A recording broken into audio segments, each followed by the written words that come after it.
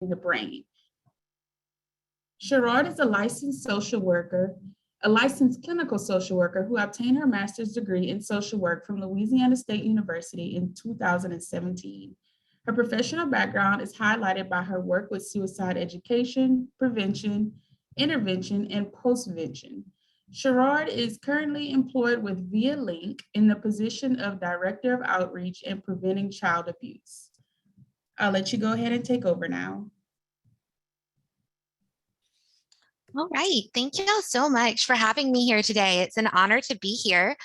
My name is Sherrod Crespo. I'm an LCSW at a nonprofit called Vlink. For those of you unfamiliar with Vlink, we run a 24-hour contact center where we answer the National Suicide Prevention Lifeline, now 988, as well as various other crisis and suicide intervention lines. And I'm going to give y'all some information about Vlink services and how you can incorporate them into your own continuum of care at the end of my presentation. But we're dive into talking about youth suicide, understanding risk by understanding the brain. We're going to just kind of do a deep dive into getting some foundational understanding of what is going on in the brain for someone who may be having suicide ideation. The main takeaway I really like to give today, you're going to hear me say it a lot throughout this presentation, is that we really need to learn to listen. Getting on the floor with someone metaphorically and really hearing what they're going through, believing their words and validating their experience can take you so much further than any of the fanciest assessments, protocols, and policies. So truly honing in on that listening skill and cutting that feeling of isolation does save lives. But let's go into why that is, and we're going to start talking about youth and adolescent suicide and what is going on internally. So when we're thinking of adolescent suicide rates, we all hear a lot in the media about youth and adolescent death by suicide and how those numbers are going up. And they are. It's a scary amount of deaths. But unfortunately, that is just the tip of the iceberg when it comes to the full picture of youth and adolescent suicide. I mean, that tip of the iceberg is huge. Nationally, suicide is the second leading cause of death. And in Louisiana, it is the third leading cause of death for adolescent and youth. That is huge. But the big picture of youth and adolescent suicide is even bigger if we start to look at the surface. The big picture is that, yes, adolescents and young people are dying by suicide, and we don't talk about it enough. It's a fairly taboo topic. But even more individuals are walking around struggling and coping and living with thoughts of suicide, and we are talking about even less. For every one death by suicide for youth and adolescents, which we already know, second and third leading cause of death, there are 100 to 200 more attempts in which the adolescent survives. This is an even bigger picture than this already scary tip of the iceberg. Without help, it's very likely that adolescents living with suicide ideation who survive an attempt will attempt again. There's kind of this misconception, I call it the Netflix theory, where somebody attempts suicide and then they're very glad they survived, and then we all move forward and we never talk about it again. That is unfortunately not the way that it works in real life. Without getting support, without getting the proper treatments, it is very likely for someone who survives a suicide attempt to attempt again. And with each suicide attempt, you gain more ability to actually lethally harm yourself. So suicide attempts do not begin and end with that survival. That connection to care, that connection to understanding is crucial.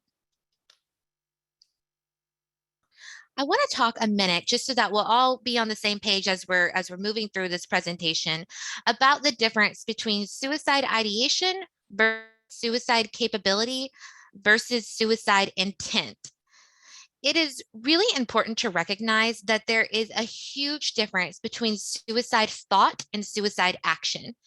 It's actually easiest if you just separate the two things in your mind right now. Suicidal thought, suicide ideation is one thing, and attempting suicide is a whole other thing. Just think of them as completely separate processes. So ideation, That is thoughts of suicide. This can be to varying degrees within different individuals and just depending on the day. But you want to think about suicide ideation like it's a brain disease that can be chronic.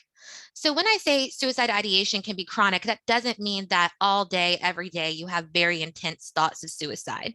Thoughts of suicide include anything up to just, I wouldn't care if I woke up tomorrow, to actually thinking and planning of taking your own life. Some people who have suicide ideation, they have days, weeks, years where they don't have thoughts of suicide, but it's still there in their brain. So we want to just remember that suicide ideation, think about it within the concept of it being like a chronic illness, just like any other chronic illness. Suicide capability is actually looking at how capable is an individual lethally attempting suicide.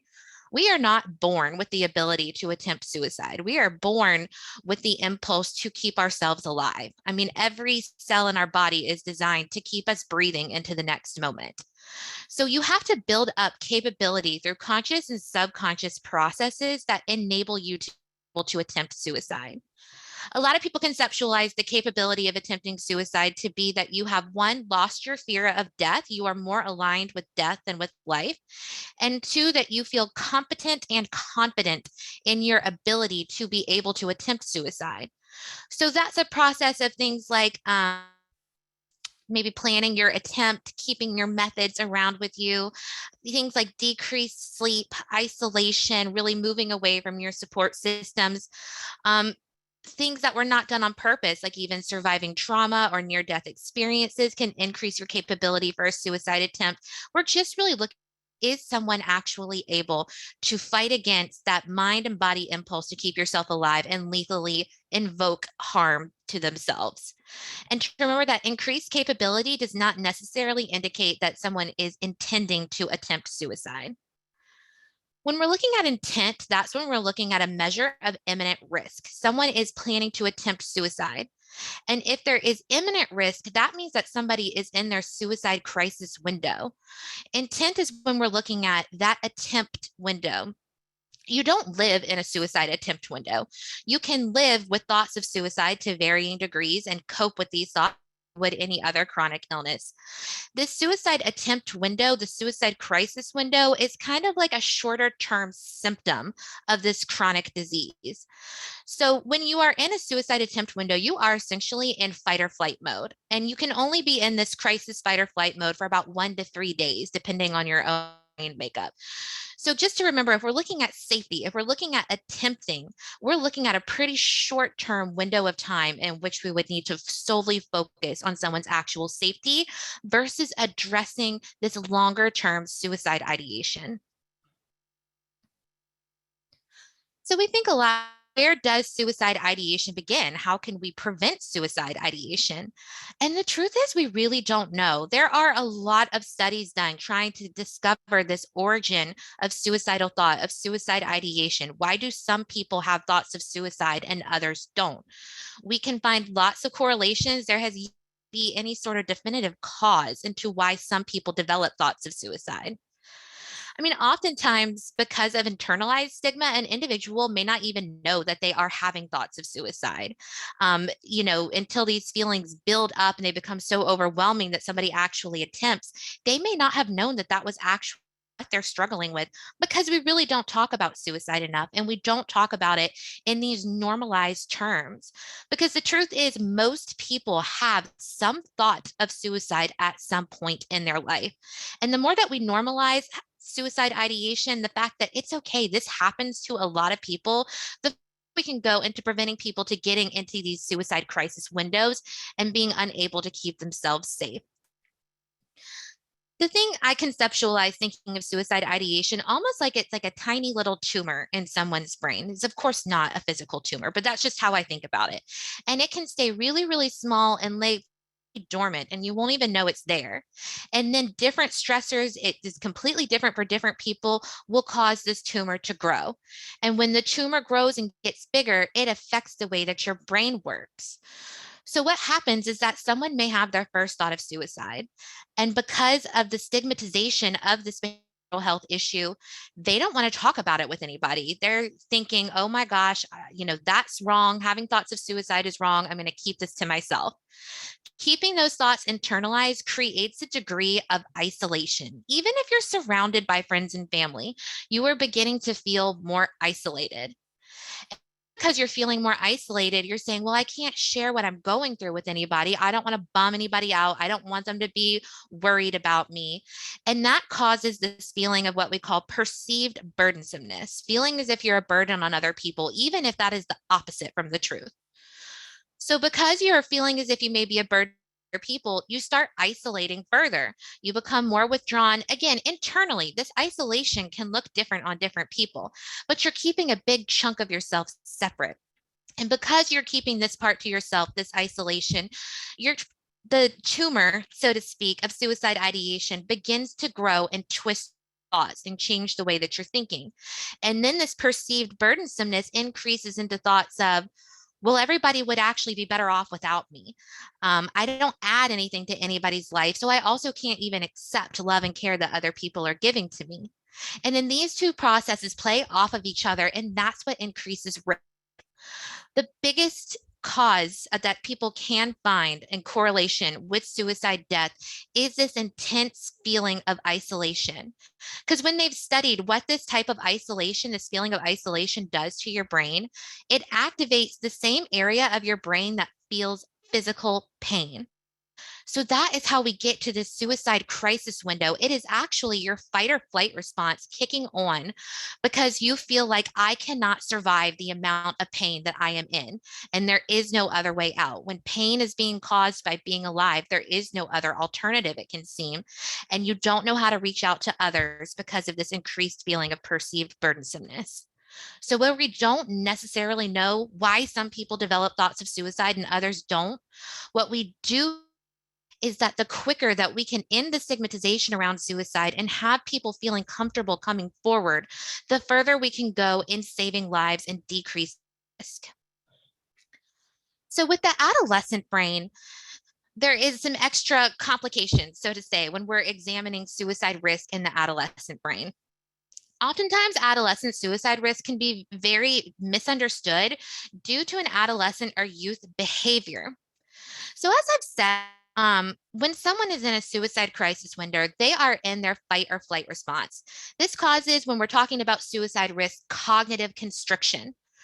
What cognitive constriction does is that it cuts off access to your prefrontal cortex of your brain. So, your prefrontal cortex is very important. It's our higher level of, and it controls our understanding of our mortality, long-term repercussions of decision making, where to file away some information and make choices. So that's like, if you've ever heard of like a suicide attempt where someone caused a car accident, let's say, and somebody else got hurt, and you think to yourself, why would someone put people's lives at risk if they were just trying to end their own life? And it's because of that cognitive constriction. That prefrontal cortex is not operating to be able to understand, if you cause a car accident, this is the chain reaction of repercussions of that decision. So the risk with the adolescent brain is that, as I'm sure most of us know, that prefrontal cortex is not even developed yet. So it's not just that there's cognitive constriction, fight or flight mode, and you can't have access to the prefrontal cortex. That part of the brain is not fully even there yet, which increases risk. This is now counterbalanced with that the adolescent subcortical limbic system is fully developed. So the subcortical limbic system is the part of our brain which feels emotions. And because of the hormones that are at play within the adolescent brain, adolescents and youth feel emotions really, really hard. They feel them very intensely. So there is not this prefrontal cortex, but there is a very highly active subcortical limbic system. Once it being described as that adolescents are essentially in an emotionally charged environment while they are cognitively impaired. So not only does this make the sort of impulse control of a suicide attempt more risky for the adolescent and youth brain, it also can disguise that someone is at a continuous risk for suicide, because the outward way in which the suicide ideation presents itself may differ greatly from day to day in the adolescent brain, because they will feel every emotion very, very hard. So a youth or an adolescent may actually come forward to a parent, to a teacher, whomever, one day saying that they're very depressed, that they don't want to alive anymore. That's really what they're struggling with. But then the next day they could wake up and have something, that made them happy, like their mom made them their favorite breakfast or something like that. They will feel that happiness just as hard as they were feeling that suicide ideation and depression the day before, because that's the way that their brain works. Youth and adolescent can flip flop from extreme emotions much more quickly and much more different than the adult brain can. So just it's important to remember not to count things off as dramatics or somebody trying to get attention. That's what I usually hear the most, is someone saying, well, what if they're just trying to get attention by talking about suicide? And what I would say to that is that give that child attention. That doesn't mean if they say, I'm going to attempt suicide if you don't take me to McDonald's, that you have to take them to McDonald's. It means sit them down and talk about suicide risk, ask what's actually going on, and be prepared to listen. And if they were just doing it to get attention or to get McDonald's, they're going to get very, so there's really no risk in opening this door, opening this channel of communication, because it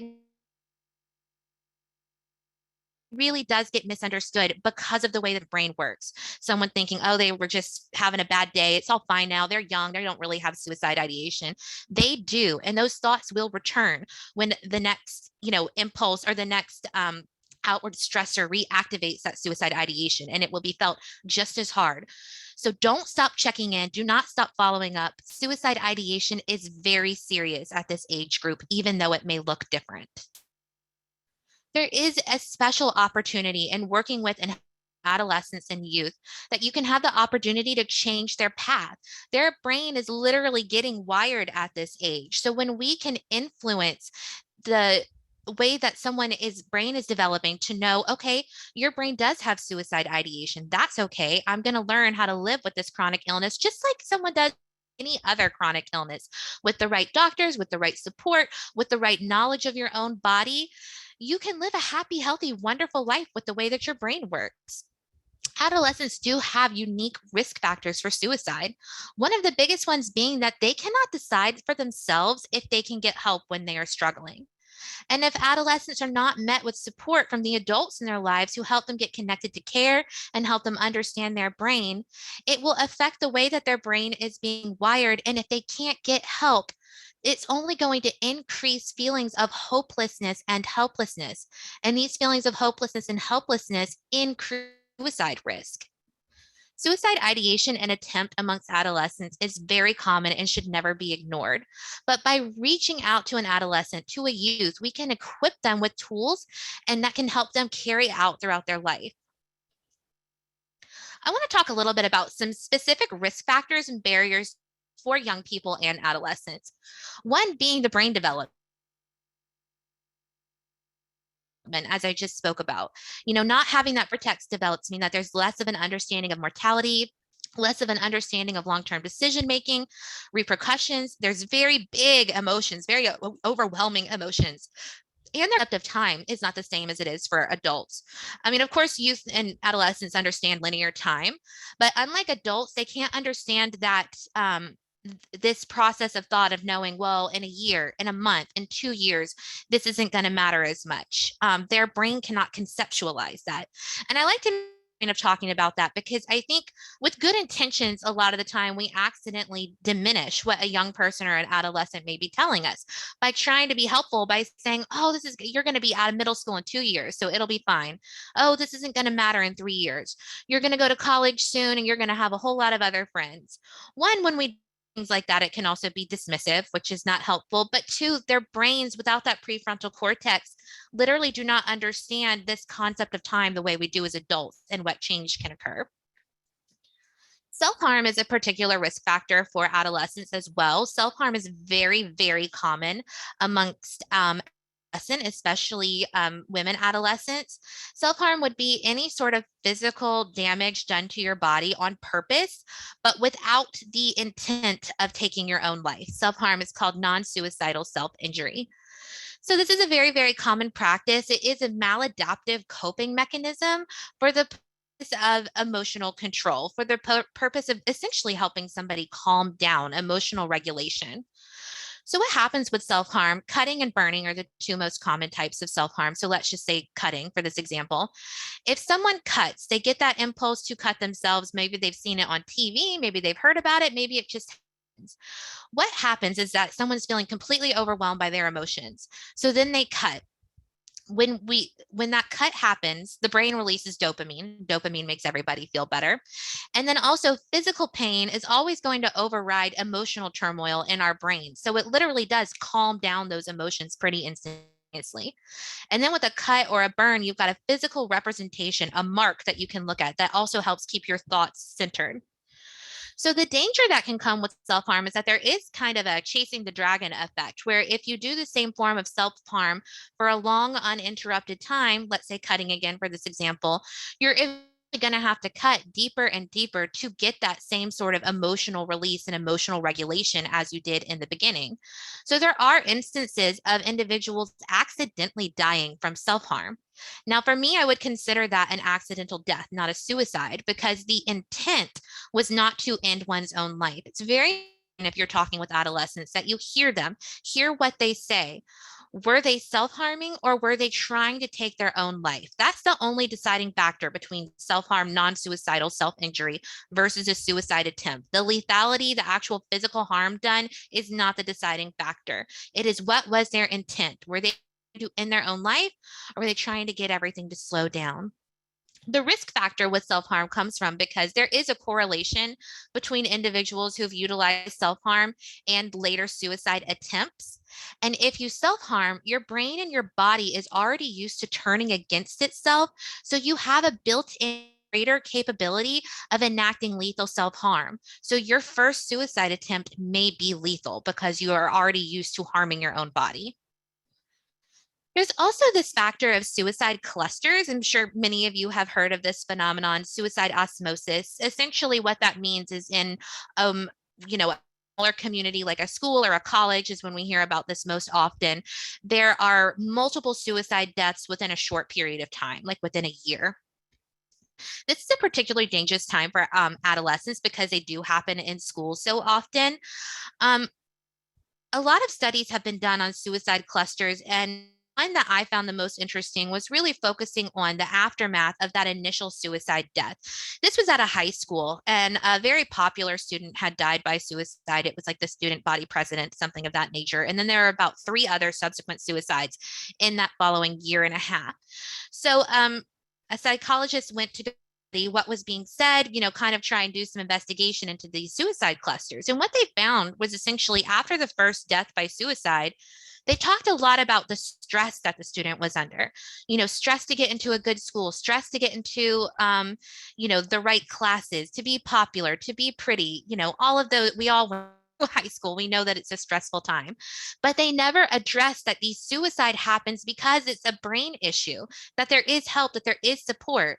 So essentially, when the narrative that you've created in this homogenous society where all of these students are under the same types of pressure is that the stress will kill you, a student's going to have less recognizing that they're having suicide ideation until they are overwhelmed by the pain that is caused from the suicide ideation, and they're not going to know that there is help.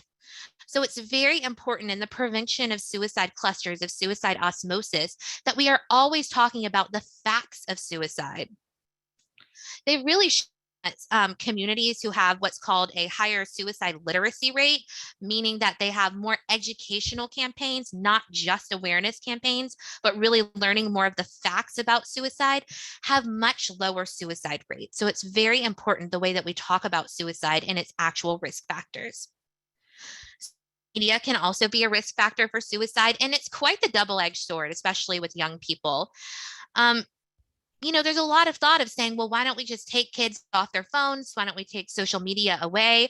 But social media is the way that young people do communicate. It's the way that you become part of the community as a younger person. Like back in the day saying that you couldn't go to the playground, that would cut off your communication to your peers. So that's the hard part with social media. Now, it does cause suicide risk for things like if you're already feeling down, you're feeling like a burden on other people, you're feeling alone, and then there's this false representation of how everybody else is feeling with, only posting their best life on social media. It can go a lot to really distort your thoughts and feel even more hopeless and helpless and alone. And of course, there are issues of things like cyberbullying and feeling like you can't get away from people who may be oppressing you. Before social media, you could at least go home and be in a safer space. But now sometimes there is not ability to escape because of social media. The stigmatization is the biggest risk factor, I think, for suicide across all age groups. Again, because this stigma causes internalized stigmatization to where I would not be able to accept or know or label that I'm having thoughts of suicide because I think that only happens to us of people, to bad people, to cowardly people, selfish people. We've all heard these terms and none of it is true. It just happens to people. It happens in their brains. And if we decrease stigmatization, someone would know, oh, this is what's going on with me and reach out for help much earlier, which would help thwart suicide attempts because that happens when someone's completely overwhelmed. There's a lack of proper training and education and protocol in schools. In Louisiana, we do have some great legislation about suicide protocols, including the Jason Flat Act for schools. But there is, there's a strain in the system in schools. They're underfunded. There's not a lot of extra time, and there is a proper training and education on how to respond to suicide risk in schools, and it causes a real deficit. Over-hospitalization is also a risk factor. Oftentimes, if someone does not know how to respond to suicide risk, they would send someone to the emergency room. And that can be actually quite damaging. You want to remember that the emergency room is for when they're physical risk. So if someone is at a safety risk for attempting suicide that day, or of course, if they've already attempted suicide that day, the emergency room may be necessary. Physical safety has to come first. But the emergency room, the hospital and that nature is not psychiatric care. And due to the capacity of hospitals, there's often very little follow-up when someone is presented to the emergency room because of suicide ideation. And that lack of follow-up has been shown to correlate with increased suicide risk. So someone being put in the emergency room can actually be a very stigmatizing and stressful situation. So if it was not because it was the only way to keep someone alive, it can actually do much more harm than good. So we also accidentally minimize with good intentions, as I spoke on, saying things like, this isn't going to matter. Oh, you shouldn't feel that way. You have friends, you have a family. When we only try and quote unquote make someone feel better by minimizing their feelings, shut off communication. And that increases that feeling of isolation. And the isolation is literally what kills people. So we need to remember to accept, to validate, to be with someone where they are at and listen and accept the words that they are telling you. And then, of course, this lack of access to help, either because the person is young and they are not in charge of what type of resources or supports they can receive, and they don't have an adult in their lives who knows how to get them connected or knows how to respond to their suicide risk, or just having a lack of resources in the area can also be a risk factor as well. A few simple do's and don'ts to think about if you are speaking with an adolescent or youth who is having thoughts of suicide is to remember not to jump to conclusions or assume risk. You want to utilize skills like active listening, nonviolent communication to validate and hear someone's whole story. That again, it decreases that isolation and decreases sense of isolation, letting someone get the gunk out and you being there with them in that moment and them feeling a connection to you is a connection to life. So do not jump to move. Take a minute, no matter what, to listen, and that will help you the longest in the long run. You don't want to try and put their troubles into perspective, things like I've said, like this won't matter in 2 years, anything like that, because it can be belittling and it can cut off communication. Remember not to rush to hospitalization. Most conversations regarding suicide do not require hospitalization. Like at Vlink for us, it's under 1% of calls that we have to involve some sort of emergency services in. 99% of them can really be handled by giving someone the chance to talk and then helping them to connect to safety on their own and have this own locus of control internally. It is necessary for physical safety, but imminent risk might not always indicate that hospitalization is necessary. Might be able to de-escalate someone through proper training and being able to talk to them. And remember that there is a danger in unnecessary hospitalization. So we don't want that to just be a fallback. And you always want to remember to follow up. Lack of follow-up can show to really increase suicide risk. So following up with a safety plan, a plan for coping, and then following up to create that circle of support. Don't begin and end with this one conversation. Follow up is crucial. So what can we do if someone is at risk? You want to listen. Listening is our most powerful tool. And while we are listening, we are validating. That doesn't mean that you have to be like, oh, yes, everything sucks. terrible, but to validate someone's experience, validate their pain, not try and quote unquote make them feel better. Because what actually does help is that connection, not cutting off someone's feelings, even with good intention. Normalize that thoughts of suicide happen and it's nothing to be ashamed of. And remembering not to jump to conclusions, to listen and hear what someone is telling you. Feeling as if you are being heard decreases feelings of isolation, and that naturally instills protective factors. So, what do we need to know about safety? We always want to ask directly if someone is planning on attempting suicide, but remembering that planning an attempt is different than having thoughts of suicide. Two separate questions, two separate responses. So there is a difference between someone having thoughts of suicide versus if coupled with those thoughts of suicide, someone is going to attempt.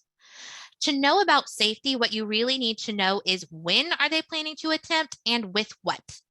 Those are the components that are needed to know what safety steps need to be made. There's a big difference between someone saying, I have thoughts about not wanting to be alive anymore.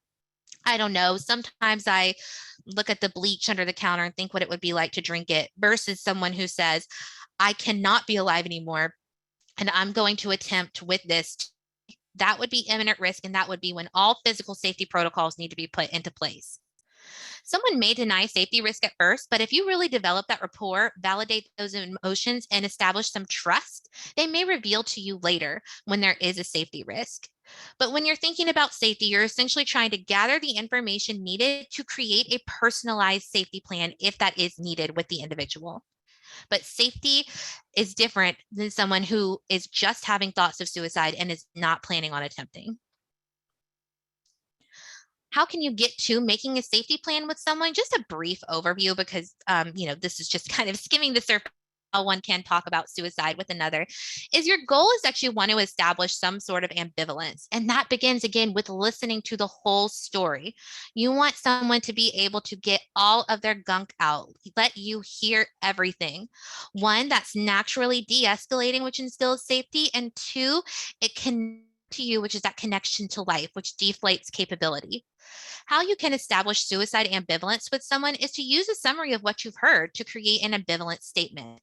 That ambivalent statement is acknowledging both parts of a person, the part of them that wants to live, and also acknowledging the part of them that wants to die. And it's important to acknowledge both so that that person feels heard and connected.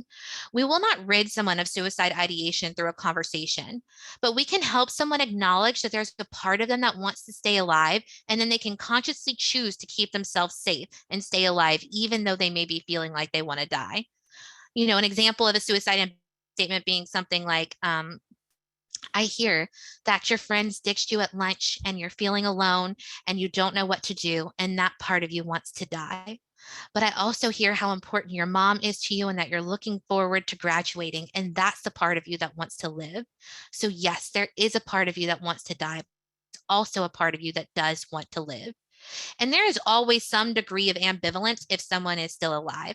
At minimum, what you can acknowledge as that part of a person that wants to be alive is that they are talking to you. That is that person's survival instinct. That is that part of them that wants to be alive. But you have to acknowledge both, including the part of wants to die, because it's very real and it's very there. But because of the pain that suicide ideation can cause, an individual may not internally be able to recognize this part of them that wants to die, because the part that wants to, this part of them that wants to live, because this part of them that wants to die is so much bigger. So by us listening, by summarizing what's said, by them knowing we really heard them, we can be their mirror to show them you do have a part of you that wants to be alive. And when that can be acknowledged, it deflates capability.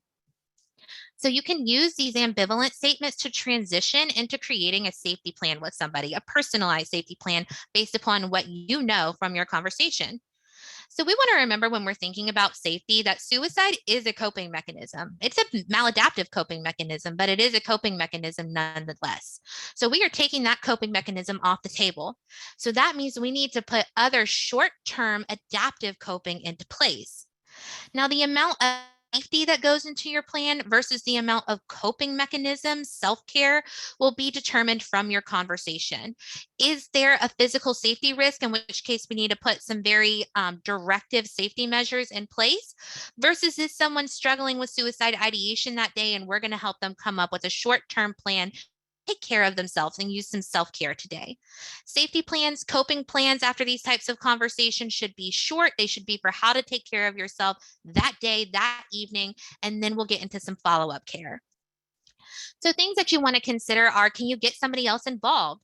That's very, very important for young people because they are to need the adults in their lives to help them navigate proper care if that is what they need.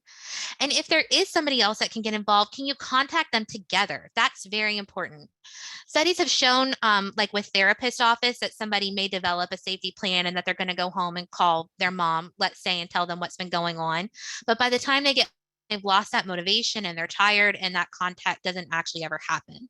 Whereas if you make that contact together, make that phone call together, that conversation together, it's powerful and it's less isolating and it helps ensure that this conversation actually happens. And getting that circle of support around someone who is having suicide ideation is, because remember, we are trying to cut that feeling of isolation. Very, very important to a safety plan is establishing if the individual does have a method that they are going to use and will they get rid of it? And if so, can you do it together? More likely than not, somebody is not usually willing to get rid of the method altogether, typically because it is actually a coping mechanism as well. Having this method with them, knowing what it is, feeling a sense of control because you do have this suicide plan. So you have to work very delicately with that. But what you might be able to do if they're unwilling to get rid of their method is restrict their access to it. There have been lots of studies recently about means restriction, and it is very effective in suicide risk reduction. So what means restriction is that you are just reducing someone's access to their method. So if an adolescent tells you what they are planning to use or what they think about using as it comes to suicide, you're helping them remain autonomous, remain in control, but reduce their access to this method. So it might be things like maybe it's a medication of theirs that they plan to overdose on. They're not willing to get rid of it. Maybe they even need it. Can they put it away from where they have immediate access to it? What if they're on driving age? Can they go lock the pill in their car and then throw the keys into their closet? Can they go put it in their parents' bathroom instead of keeping it in their bathroom? You're basically trying to put steps in place in between the individual at risk and the method that they plan to do. Because what that does is it engages the more formal operations of the brain and disengages that fighter, that lizard brain, that amygdala. So when you can't impulsively, emotionally grab your method and utilize it, when you have to think through steps on how to get it, you have much more likelihood that someone's higher level portion of their brain will activate, and that deflates capability for a suicide attempt. And something you can do together. You want to always put in some form of relaxation, of coping, of distraction, all of those self-care activities that we know are so important. Help someone relax through what they've been feeling. It's a big conversation. Help them to get some sleep. That is crucial. So just putting in some good coping mechanisms into their plan. And then follow up. Follow up is so important. Who are they going to talk to? Who's going to be their support system? Is maybe something like longer term therapy needed? Working with a therapist who has an expertise and knowledge on working with suicide ideation is very important. And then safety contracts, safety agreements. The efficacy of contracts has really been hotly debated. What we have found is that safety contracts, the kind of more older school version where you would say something like, I promise not to attempt suicide, is not very effective. But a safety plan can be quite effective, where you're saying, what will you do if this risk occurs, rather than just saying what you won't do. So instead of I promise not to attempt suicide, you would say something like, if I'm feeling like I'm at risk for attempting suicide, here is what I am going to do. They even have apps now on your phone where you can create and keep your personalized safety plan with you at all times. So putting into place things like, who are you going to call? Is it someone you know? Is it a crisis line? Who are you going to talk to? Getting rid of your method? What are the self-care tools that you're going to use? It's very empowering and still gives someone that sense of control. So having a safety plan can be a really, really effective tool. Having it personalized for that individual, for that youth, makes them feel empowered, which can go a long way towards mitigating risk.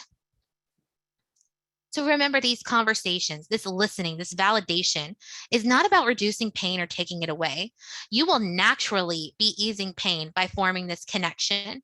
And then having that connection will help that person believe that they can live with and tolerate this pain that they're in right now, and that they can keep themselves alive right now, even though be wanting to die. Your main tools are listening and validating, hearing, eye contact, showing compassion, and letting someone know, I am just so glad you told me, so that they feel like they are allowed to have connections with other people, even while they are feeling so down. You want to be internally making notes so that form your ambivalent statement and then utilize that to make a safety plan. Remembering that conversation can be such a greater tool even than assessment, because we want that person to feel heard. We want to cut that isolation. Our responsibility, if we work with or if we are a support system for youth, for adolescents in any capacity, is that we need to have some knowledge on how to talk about suicide. Get rid of our own fears, our own stigmatizations around suicide, and really hear people. You need knowledge beyond just paper assessment or hospitalization. You need to be able to have this conversation, be able to really talk, to establish ambivalence, formulate safety plans, and then connect to longer care, that follow up, and reduce the stigma. We want to keep adolescents feeling connected, that they do not need to be ashamed and they don't need to feel invalidated as if they are unworthy because they're too young or what have you to be having these very intense feelings. And they need to lose a fear of reaching out for help. Their pain is valid and it is okay that they feel it, and they deserve to be connected and to talk about it when they're going through it. So we want to change this conversation around suicide. Fear is often at the root, the stem of the stigmatization surrounding suicide. Fear of being judged, fear of young ones having thoughts of suicide. That is sad for all of us. That's a scary thing. But push suicide down when we don't talk about it, we increase risk. There is this kind of false thought that stigmatization can reduce risk. If we don't talk about it, then it's not going to happen. But that's not true. All that does is cause adolescents, young people, to not be able to realize when they are having thoughts of suicide until they become completely overwhelmed, or creating less resources in the community for this adolescent, this youth, to actually get support and get help. You want to remember that it is a myth that you plant the seed of thoughts of suicide. That's called iatrogenic risk. We're talking about the topic could actually cause harm. That's been studied in relation to suicide since literally like the 1800s. And we've been talking about how ingrained in the brain process this suicide ideation is. You cannot plant the idea of suicide ideation into someone's mind by talking about it. It's in fact just the opposite. We need to talk about suicide like we would any other health issue and respond to it in such a way that gains access to hope and connection. And again, that keeps people alive. So this big picture, adolescents are experiencing suicide ideation and many are attempting suicide. And without gaining access to help and to care and to support, suicide ideation, that little tumor, will grow more and more intense and attempts can grow more lethal. But changing the conversation, changing the way our communities respond to suicide and bringing it out of the shadows, we can give youth, we can give adolescents access to knowledge, support, and to care. And we can change their path and that can change their future. I want to talk just a little bit about Vlink and some of our services and how you can use them for your own continuum of care and for the youth and adolescents in your life as well. So Vlink does operate a 24-hour contact center where we answer phone, chat, and text lines that are available for free statewide, and it is a safe and confidential space to talk. You don't even have to tell us your name if you don't want to. Our specialists are extensively trained in emotional support, crisis intervention, suicide response, suicide risk assessment. We practice emergency room diversion. They are also trained in violence risk assessment, duty to warn laws, and they are mandated reporters for child abuse, adults with disabilities abuse, and elderly abuse. On top of this contact center layer, there is also a rotation of on supervisors where you've got a clinical staff or a quality assurance or a program coordinator who is available 24 hours a day so that we can be there for consultation and also for debrief so that our specialists can feel prepared after an intense phone call to answer the next one. So some of our lines include 988. As most of you know, 988 launched in Louisiana on July 16th. Yay, very exciting. And that is the new 3-digit dialing code for the National Suicide Prevention Lifeline. You've probably heard of that as 1-800-273-TALK.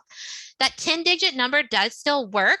988 is now the new 3-digit dialing code. So though 988 and the Suicide Lifeline are a national phone line, it's actually a local service. And you get routed to your local contact center who answers that line based upon the area code of the phone that you're dialing from. So Vlink answers 988 for area codes 504, 225, and 985. Statewide, we answer a crisis team text line Number that you would text is 833-TEXT-TEEN. That's free. It's confidential. It's a safe space for teens to talk. It's always answered by a live person, always answered by one of our trained specialists. And we also have an available statewide phone and text line for parents called Louisiana Parent Line. You can get access to that by dialing 833-LA-CHILD or by texting 225-424-1533. Vlink also maintains an internal resource database, which can be accessed by calling or texting us and speaking to one of our specialists, or by looking through our database on our website, vialink.org. So our Vlink specialists on our phone, chat, and text lines can be emotional support, and then they can connect a caller to the behavioral health continuum of care based upon what's available in their area. We also have additional resources for health and human services, things like health clinics, food assistance or food pantries, utility assistance, rental assistance, things of that nature. And the great thing about either navigating through our resources or by calling and speaking to someone live is you don't need to know the name of the agency or the exact service that you need. You can describe what's going on and we can listen and then help you get connected to what's available in your area. We also use data we receive from our phone calls without violating any form of confidentiality to make our data dashboard, which you can view for free on our website. This data shows what the needs are in your community, the demographics of those in need, and also what the unmet needs are in the communities. And we use this data to lead programmatic change, to really say, these are the services people need, and here's where they need them. So it's really cool. So again, on .org, you can explore our data and view those data dashboards we have for free. We also provide educational resources. We have trainings on suicide education and response, crisis intervention and de-escalation, working with trauma, recognizing and responding to grief. We do stewards of children training, which is child abuse prevention training, and we also do have an ACEs educator on staff. We do have a support group for teens who live with suicide ideation. That's called Real Talk. We formed this support group in partnership with the Grief Recovery Center, another great nonprofit out of Baton Rouge. And this is a support group for teens who live with any degree of suicide ideation. It's available for teens. We meet virtually, so teens who live in the southeast region of Louisiana. It is free to join, and it meets every Monday from 6 to 7:30 p.m. We also do offer a statewide available survivors of suicide loss support group, again, in partnership with Grief Recovery Center. This is a virtual support group available to any adult in Louisiana who has lost any loved one to suicide. We meet every Thursday on Zoom from 6:30 to 8 p.m., and that group is free as well. So please, you can also follow us. You can go to our website and view our programs, view our services, contact us through the website on Vlink. We'd also love it if you follow us on Facebook. That's facebook.com/Vlink211. And that is all of the information that I have for us today, but I am available for any questions that anybody may have. Thank you, Sherrod. This was very informative and can tell your level of just understanding of this topic. And so we appreciate you sharing that with us. So we did have one question. If anyone else has any other questions, you can type them in the Q&A. But Mitch said, why do you feel this rate is so high in our state? And this was from about 40 minutes ago. So in that context, why do you feel the rate is so high in our state? What are the factors that cause young people to feel suicide as the answer to the things they're struggling with?